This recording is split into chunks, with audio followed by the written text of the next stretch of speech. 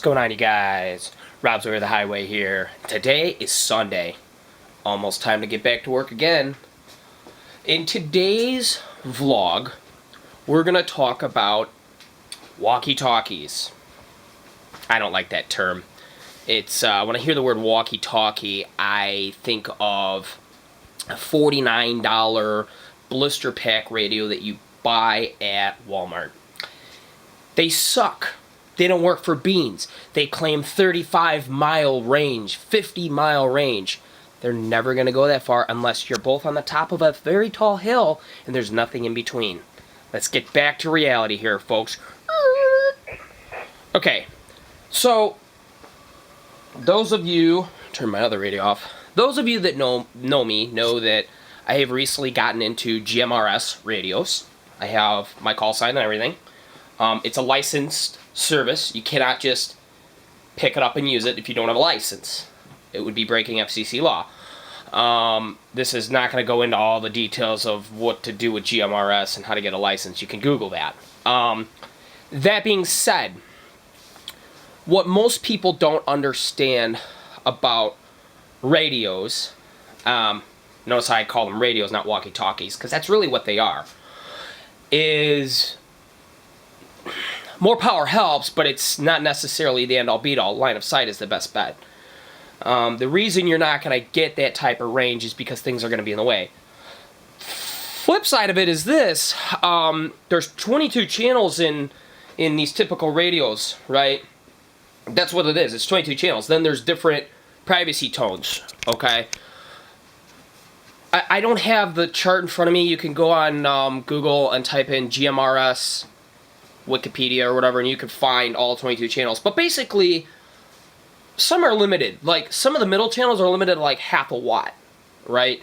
All the other channels, if you didn't have a GMRS license, are limited to 2 watts. So, at the end of the day, when you're thinking to yourself, well, why does this $49 radio not work? Well, number one, the channels in between are half a watt. Okay, so you're in GMRS, we don't even use those. The channels that we use are all going to be the ones that could do the channels like 1 through 7 can go up to 5, and then the lower channels go all the way up to 50 watts, and that's where mobile radios come in. That being said, if you wanted to have a walkie-talkie type system, and you wanted to do it the right way, you could do Motorola, or you could do Kenwood, or ICOM. You could do the commercial grade, like, same radio that would be on the hip of a police officer, or in a squad car, right? Same radio. Just a different frequency in which it operates as opposed to police bands you running on GMRS, General Mobile Radio Service. See? Those frequencies can be found online. I'm not going to list them off here. There's a lot to it, right? You have to know what frequencies are. You have to know how to program these radios. And that can be daunting to some people. I've been working on this since June of last year. I've had my license since July. I did a lot of programming, a lot of listening before I transmitted, because I didn't have my license, so I'm not going to break the law. That being said, you know, most mobile handheld radios, even the cheap ones, right? Like, don't get me wrong, I've got a cheap $50 Buffing here as well. These cheap type of radios typically put off between 4 and 6 watts, 5 usually being the median, right? All the Kenwood stuff I have is all 5 watts. I check it out with an SWR meter. Some of them are 4.5, some of them are almost 6. So, you know, they vary. The newer radios are going to put off more power because they're not as tired, if that makes sense. But that being said, if you want to do something simple and you want to have communication between vehicles, you could purchase regular handheld radios, right? Like this Kenwood right here. You know, and you could program different frequencies. I don't know if you could see that or not. And I've got my tone set up so it's semi-private, you know.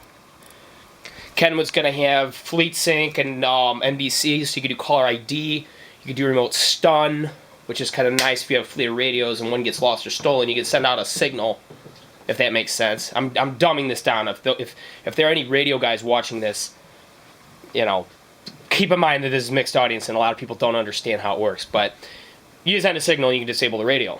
How cool is that? So, that being said, you're comparing a $49 Walmart pack or $79 better version, which might be a 2-watt radio, to something that's 5 watts. So, again, the power's far more on this. That being said, that doesn't mean it's going to have better range. It might have a little better range, but it's still going to be mostly line of sight because it's UHF, ultra high frequency. Taking it a step further, you have basically 7 channels to work with. Wait, 7, 550, 575, 600, 625, 650, 675, 700, 725. You have 8 channels to work with, right? And then you could have mobile radios too, like this Kenwood here. These are typically 45 watts. And then they have an antenna that goes to the roof of the vehicle. So say you're on a trip and you're with another vehicle, or you have a fleet of vehicles. They're all the same frequencies, right? You could put these mobile radios in all these vehicles and you could have communication pretty far. Like those radios with the antenna on the roof, tuned correctly, they'll easily go a mile or more, maybe 2 miles. Like, say you get separated or someone gets just lost or whatever. For the most part, you're going to stay connected with these high-powered radios with the antenna on the roof. The little handhelds, maybe not so much. Maybe only half a mile or 3/4 of a mile, or you get around the bend and you're in a mountainous area and all of a sudden everything gets dropped. Well, you can't really go around mountains, not easily at least. That being said, obviously I've gone off the deep end on the radio side. I've got a lot of things in the works as far as like a bigger picture is concerned for communication across very big distances. But for simplicity and for people that want a reliable walkie-talkie, I would recommend purchasing used Kenwood radios. I would recommend familiarizing yourself with the frequencies. I would recommend trying to figure out how to get these programmed. They're not hard. Once you know the frequencies and you have the software and you have the little USB cable to program it, they're not hard to do. Once the radios are programmed, they're programmed. You never need to touch them again. Nothing's going to change. Frequencies don't just change. Now, you may have to tune multiple, zones so that you have multiple different privacy tones in case someone happens to be on your privacy tone, but even that's pretty rare. There's just not enough people using them. So again, yeah, Kenwood or whatever, used. Let me tell you this too. A 5 or 10 or hell, even a 15-year-old used Kenwood is going to be more efficient and work better than a brand new China Baofeng radio. And that's just a fact. I'm not going to go into the differences as why I hate Baofeng, I love Kenwood, or vice versa. The reality of it is there's a reason why police departments, fire departments, public safety, law enforcement, first responders use Kenwood and Motorola and ICOM. Those are the 3 big contenders, with Motorola being the biggest by far. Let's not refute that. I happen to have Kenwood because I knew someone that worked for Kenwood, and he helped me out at the get-go, so I'm all Kenwood. Nothing negative to say about Motorola. I have nothing negative to say about ICOM. I don't know enough about them because I've never owned one, but I do know that they're great radios. So a $50 or an $80 used Kenwood or used Motorola is going to be far better than a brand new Baofeng. Now, let's say you don't want that. Let's say you want to just go the cheap route, right? This is a cheap China radio. You can get these on Amazon for $40. You can program them through your computer, and they will work just fine. They will work. And they're going to put out the same amount of power as a Kenwood. So if you don't have the money, you don't have the money. And you can do that. You're not going to get, MDC tones. You're not going to get caller ID, things like that, because they can't do that. But if you're looking for communication and you don't want to spend a ton of money, and you want to, let's say, a fleet of 2 or 3 cars or 4 cars, you could get these $40 radios, and they're going to work 10 times better than any sort of radio you'll ever buy at a Walmart or any big box store or anywhere else. Cobra, screw all that. No, do it manually, figure out the frequencies, program them accordingly, learn what the frequencies are, go out and get your GMRS license. I don't know, I can't tell you how many times. There's a reason why cheap radios in $69 blister packs don't work well. Because you don't need a license to use them. They're not going to transmit at the higher frequencies. They're not going to have the features that you might want. And maybe you don't want any of these features. Maybe you don't care about caller ID. Okay, fine. You know who's talking because you know their voice. I get it. Then go the cheap China Baofeng route. That's still going to be better than anything you're ever going to find as a dual pack, blister pack radio. And let's say you want to take it a step further and you want to start communicating with repeaters in the area that are on super tall towers. You could do that on these radios. You can't do that on the blister packs. So this is what it is.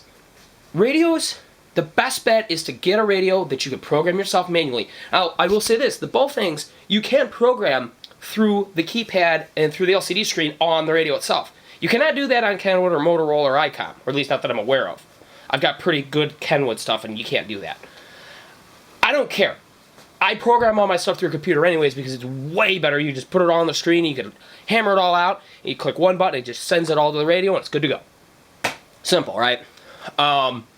Communication is key. When you're out in the middle of nowhere or you're doing whatever you're doing, you want reliable communication if you have no cell service or whatever the case may be. So I'm never going to recommend a bubble pack radio. They just suck. There's a reason why, and everybody's bought one, and they've all seen what I'm talking about. Now, if they have a specific use, like, oh yeah, this guy's going to be, we're going to be hunting in a forest, and we're not going to ever be further than 100 feet apart from each other due to safety reasons there, right? I mean, you're hunting. Let's not shoot each other, right?